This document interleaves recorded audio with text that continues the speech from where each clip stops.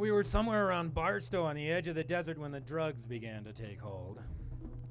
I remember saying something like, "I feel a bit lightheaded, maybe you should drive."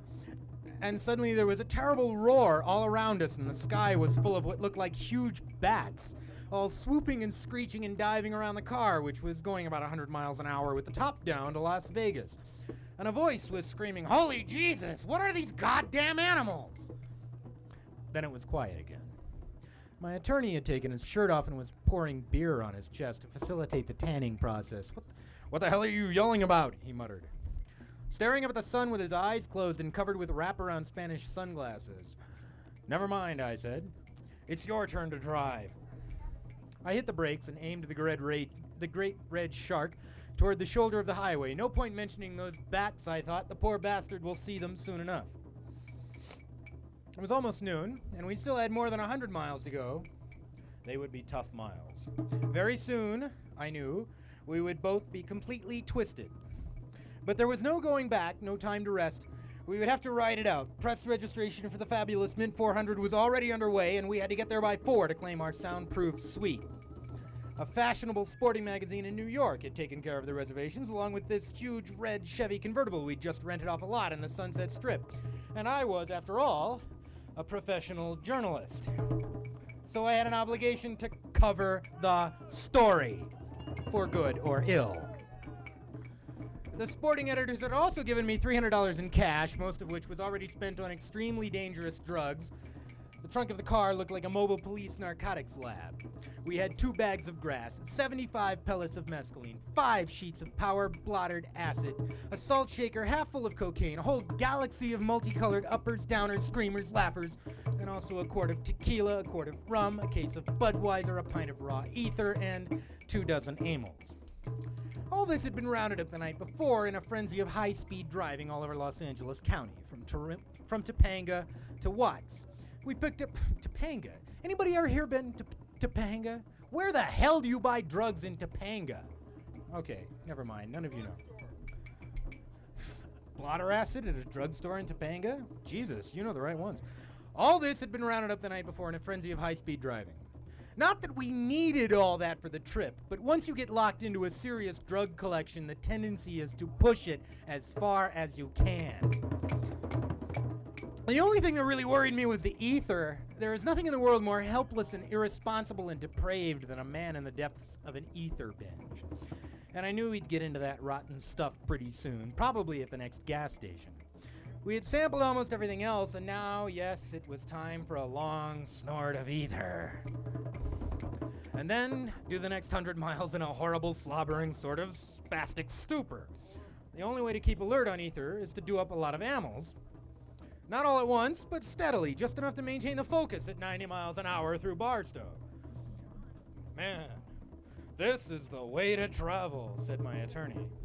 He leaned over to turn the volume up on the radio, humming along with the rhythm section and kind of moaning the words. "One toke over the line, sweet Jesus. One toke over..." One toke? You poor fool. Wait till you see those goddamn bats. I could barely hear the radio, slumped over on the far side of the seat, grappling with a tape recorder turned all the way up on Sympathy for the Devil. That was the only tape we had. So we played it constantly, over and over, as a kind of demented counterpoint to the radio. And also to maintain our rhythm on the road. A constant speed is good for gas mileage, and for some reason, that seemed important at the time. Indeed, on a trip like this, one must be careful about gas consumption. Avoid those quick bursts of acceleration that drag blood to the back of the brain. My attorney saw the hitchhiker long before I did. "Let's give this boy a lift," he said, and before I could mount any argument, he was stopped, and this poor Okie kid was running up to the car with a big grin on his face saying, "Hot damn, I never rode in a convertible before." "Is that right?" I said. "Well, I guess you're about ready."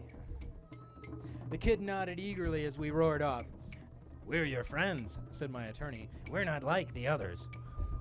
Oh, Christ, I thought. He's gone around the bend. "No more of that talk," I said sharply, "or I'll put the leeches on you." He grinned, seeming to understand. Luckily, the noise in the car was so awful between the wind and the radio and the tape machine, and the kid in the back seat couldn't hear a word we were saying. Or could he?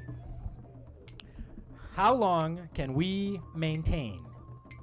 I wondered. How long before one of us starts raving and jabbering at this boy? What will he think then? You know, this same lonely desert was the last known home of the Manson family. Will he make that grim connection when my attorney starts screaming about bats and huge manta rays coming down on the car? If so, well, we'll just have to cut his head off and bury him somewhere, because it goes without saying that we can't turn him loose. He'll report us at once to some kind of outback Nazi law enforcement agency, and they'll run us down like dogs. Jesus, did I say that? Or just think it. Was I talking? Did they hear me? I glanced over at my attorney. But he seemed oblivious, watching the road, driving our great red shark along at 110 or so. There was no sound from the back seat. Maybe I'd better have a chat with this boy, I thought. Perhaps if I explain things, he'll rest easy. Of course.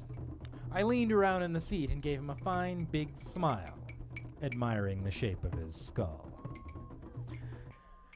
By the way, I said, there's one thing you should probably understand. He stared at me, not blinking. Was he gritting his teeth? Can you hear me? I yelled. He nodded. That's good, I said, because I want you to know that we're on our way to Las Vegas to find the American dream. I smiled. That's why we rented this car. It was the only way to do it. Can you grasp that? He nodded again, but his eyes were nervous. I want you to have all the background, I said, because this is very ominous assignment with overtones of extreme personal danger. Hell, I forgot all about this beer. You want one? He shook his head. How about some ether? I said. What? Never mind. Let's get right to the heart of this thing. You see, about 24 hours ago, we were sitting in the Polo Lounge of the Beverly Hills Hotel, in the patio section, of course. And we were just sitting there under a palm tree when this uniformed dwarf came up to me with a pink telephone and said, "This must be the call you've been waiting for all this time, sir." I laughed and ripped open a beer can that foamed all over the back seat while I kept talking. And you know, he was right. I'd been expecting that call. I didn't know who it would come from. Do you follow me? The boy's face was a mask of pure fear and bewilderment. Imagine that. I blundered on. I want you to understand that this man at the wheel is my attorney.